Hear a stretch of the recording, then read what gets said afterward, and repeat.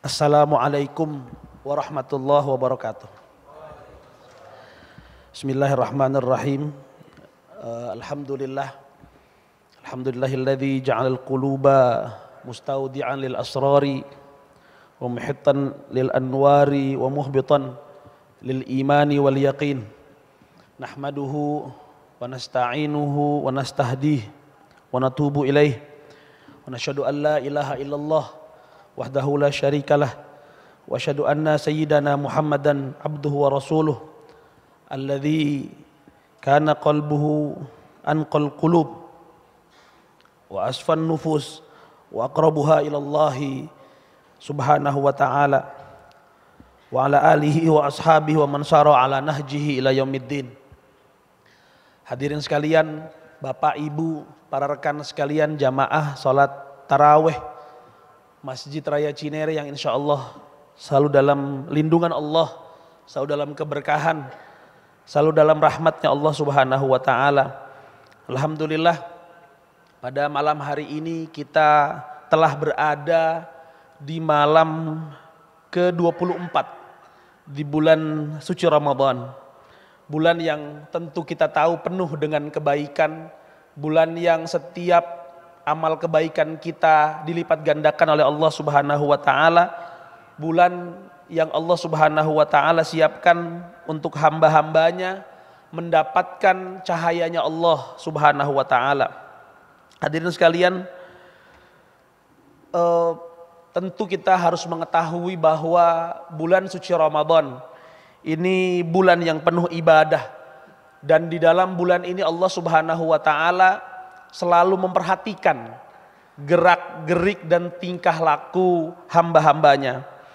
Dalam setiap helaan nafas kita, dalam setiap ibadah kita, dalam setiap langkah kita menuju masjid, dalam setiap tetesan air mata kita di bulan suci Ramadan ini, Allah subhanahu wa ta'ala selalu memperhatikan semuanya, selalu melihat semuanya.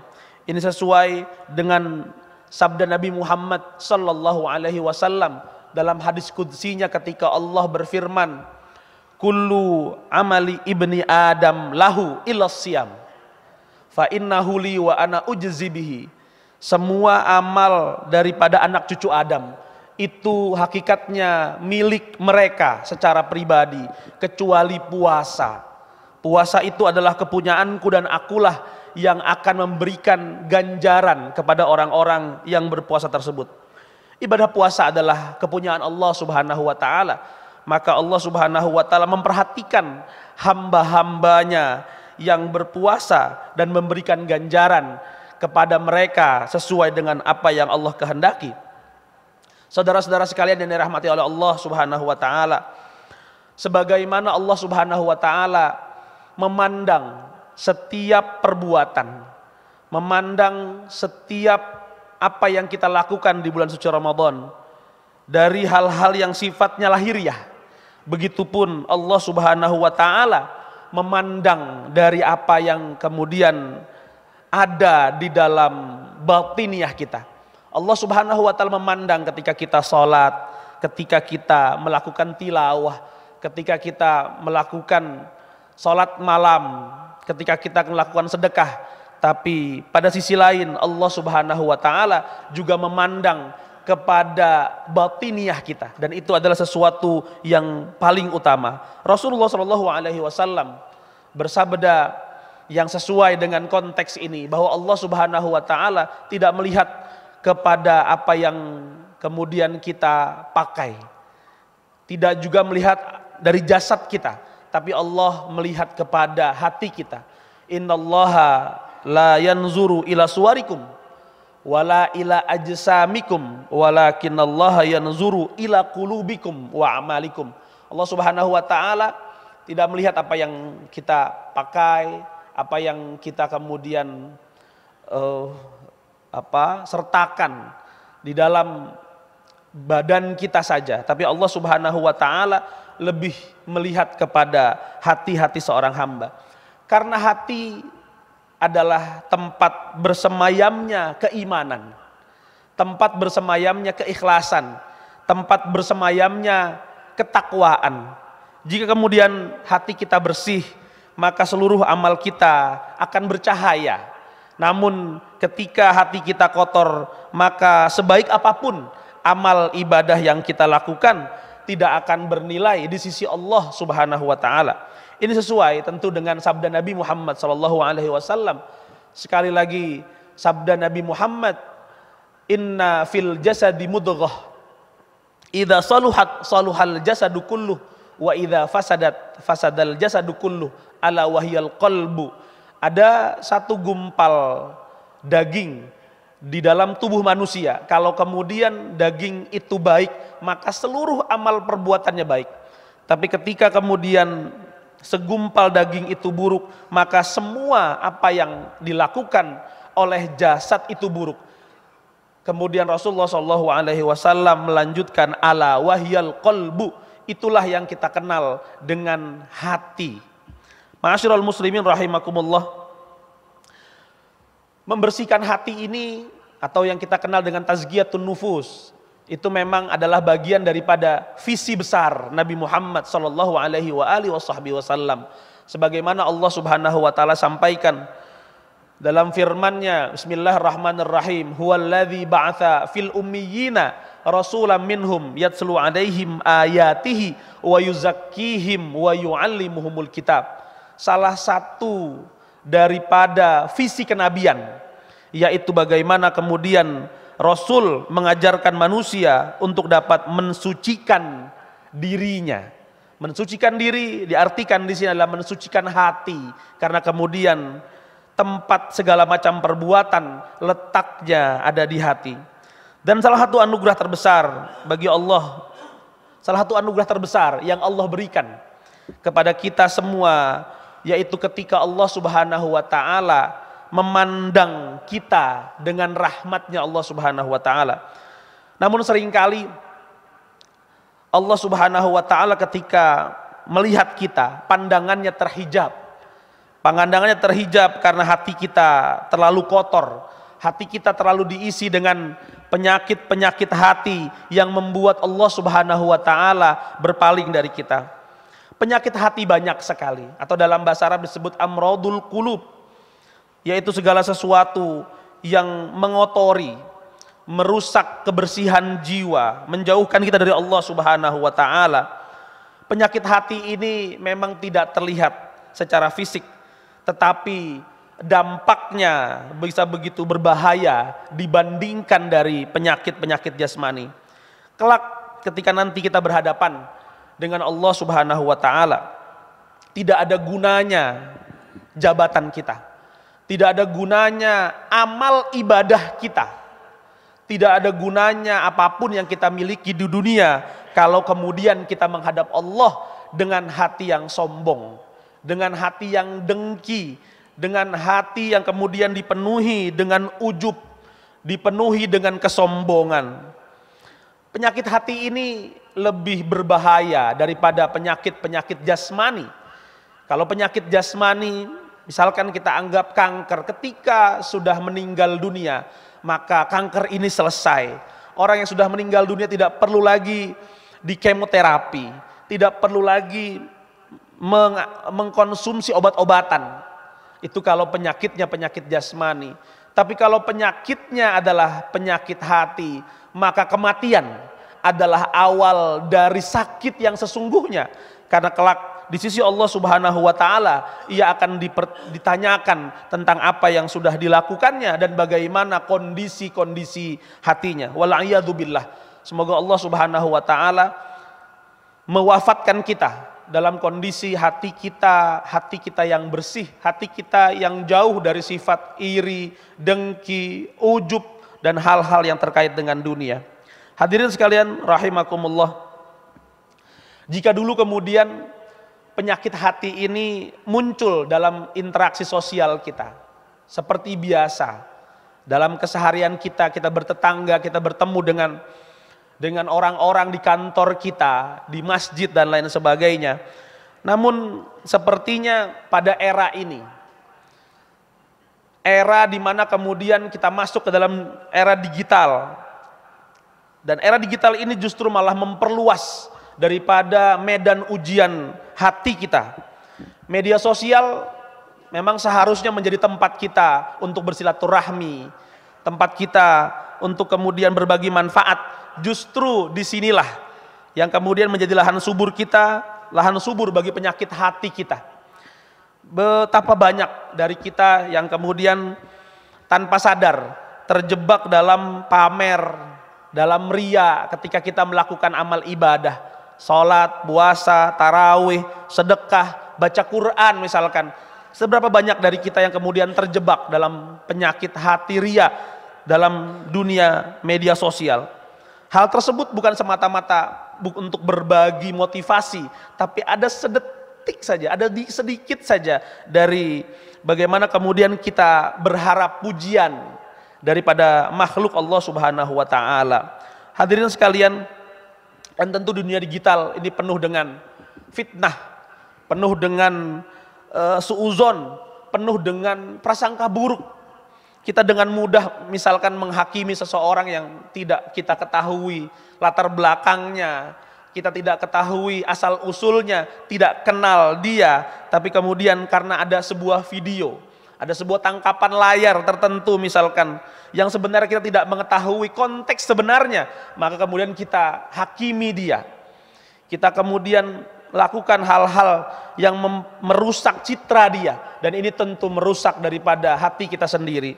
Hadirin sekalian, terkadang di media sosial kita juga sering melontarkan kata-kata kasar, lalu menyebarkan berita yang belum tentu benar, dan tentu hal ini tidak bisa dilepaskan dari kehidupan kita. Karena HP dan media sosial, terutama bagi generasi muda, ini seperti hal-hal yang sudah masuk dalam kategori primer, sudah tidak bisa kemudian kita hindari.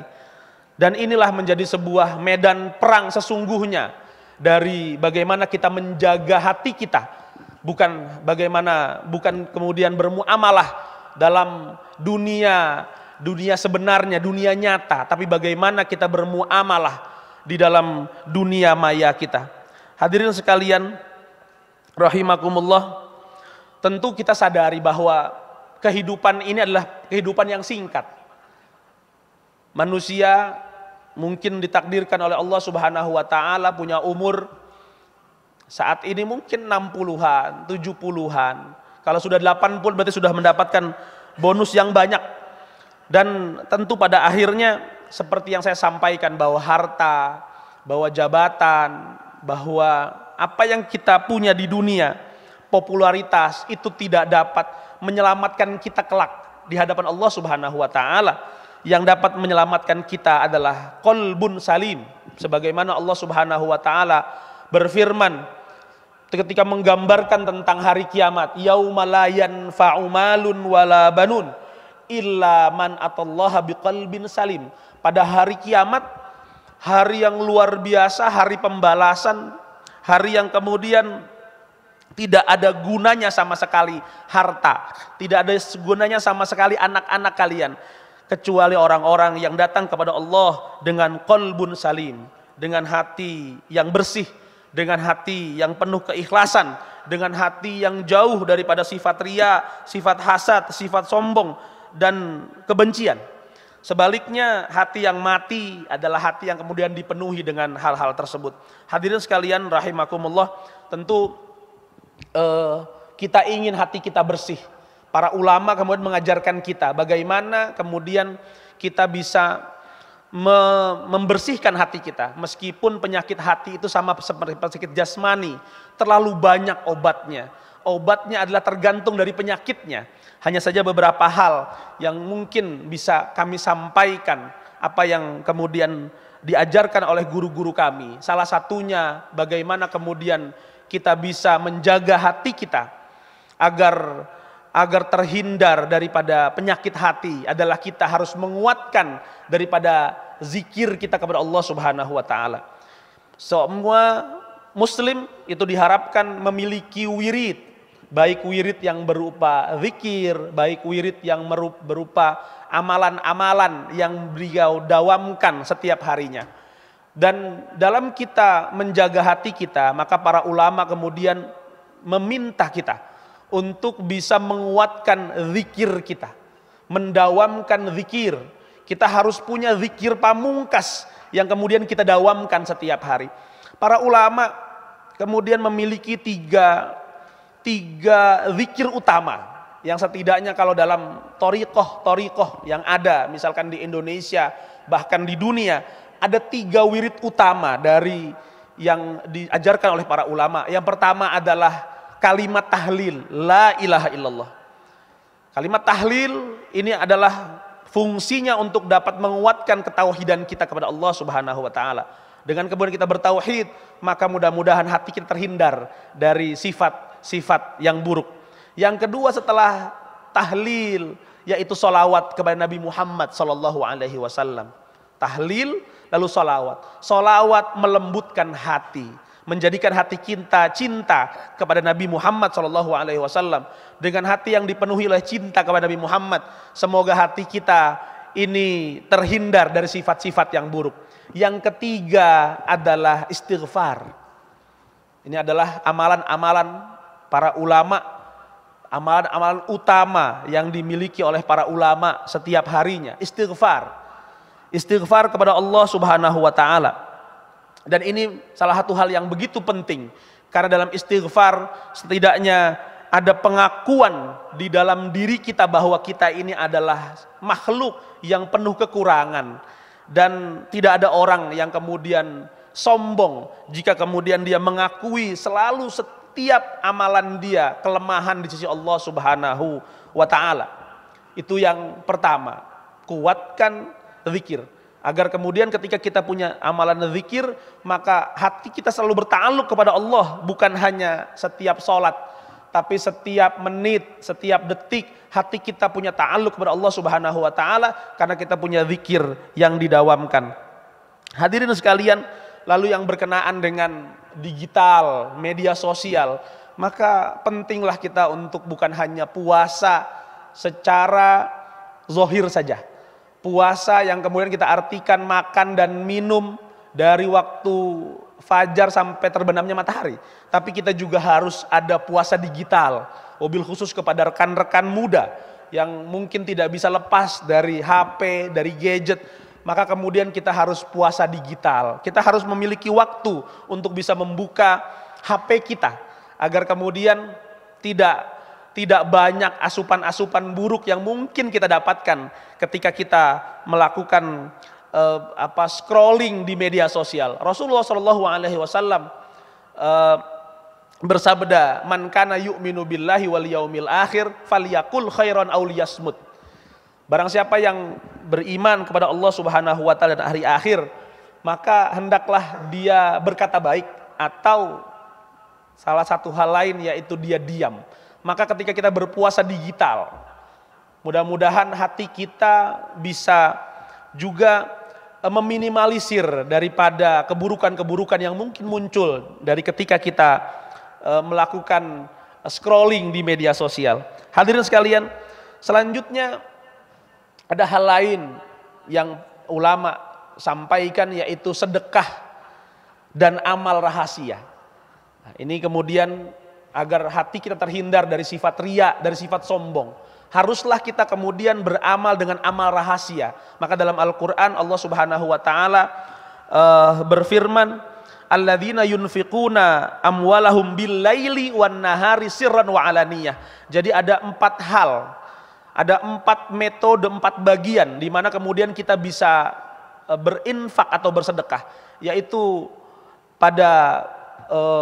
pada siang hari, lalu kemudian pada malam hari, lalu ada sirran wa alaniyah, ada sedekah rahasia dan ada sedekah terang-terangan.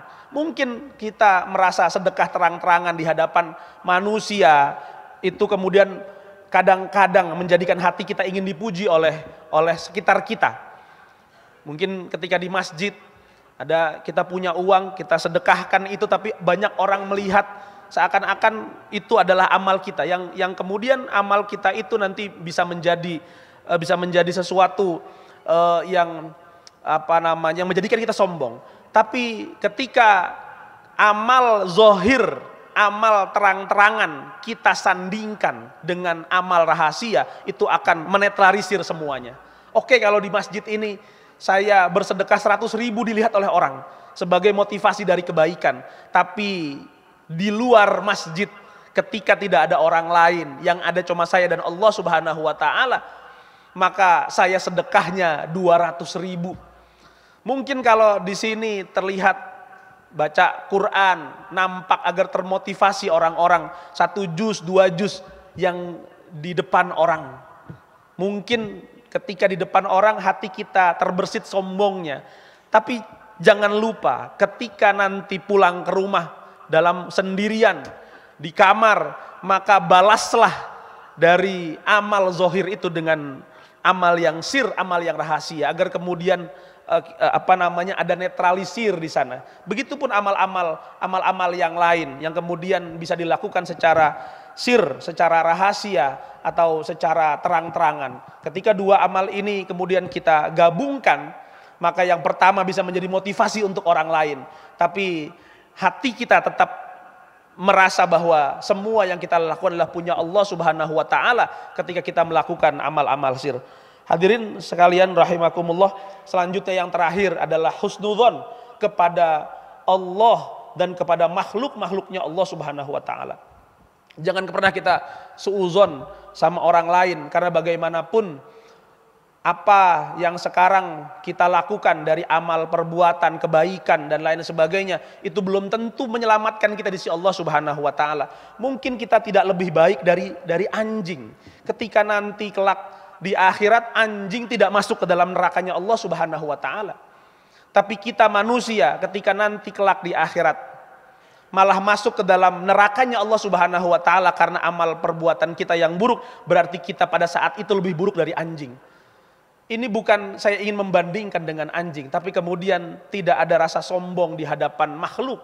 Mungkin kita punya amal ibadah yang banyak, mungkin kita punya sesuatu yang bisa kita banggakan dari bacaan Quran kita, dari puasa kita, dari sedekah kita. Tapi bagaimanapun jangan pernah melihat orang lain dengan kacamata yang suudzon, kacamata husnudzon, apapun dia, siapapun dia, apapun profesinya. Mungkin orang-orang yang tidak pakai kerudung, mungkin saja di luar dia tidak pakai kerudung, tapi ketika dia sholat, dia menangis di hadapan Allah Subhanahu wa taala, dia kemudian bersedekah lebih banyak dari kita, dia kemudian bertahajud lebih banyak dari kita, dia kemudian membaca Quran lebih banyak dari kita. Allah yatawallas sarair wa nahnu nahkumu bidzawahir. Hanya Allah lah yang boleh menilai hal-hal rahasia dari hati seorang hamba. Adapun kita hanya melihat secara zohirnya saja. Maka kemudian patutlah kita berhusnudzon kepada siapapun, kepada Allah, wabil khusus kepada makhluk-makhluknya Allah, siapapun itu, tanpa sekat, tanpa batas, tanpa ada hal-hal yang kemudian menjadikan kita merasa lebih baik dari yang lainnya. Hadirin sekalian, semoga Allah Subhanahu wa taala memberikan kita kekuatan untuk kita terus bisa melengkapi, untuk bisa kita menyempurnakan ibadah Ramadan kita, dan kita keluar bulan Ramadan seperti yang Allah gambarkan, yang Allah firmankan, menjadi orang-orang yang tattaqun, menjadi orang-orang yang bertakwa. Dan tentu takwa itu tempatnya adalah di qalbu, di hati. Jadi kalau kemudian kita ingin mendapatkan takwanya Allah, maka dari sekarang kita terus berusaha untuk bisa menjaga hati kita, menjaga batin kita, agar kemudian kita keluar betul-betul keluar Ramadan menjadi orang-orang yang memiliki qalbun salim, hati-hati yang bersih. Terima kasih banyak. Wallahul muwaffiq ila aqwamit thoriq. Wassalamualaikum warahmatullahi wabarakatuh.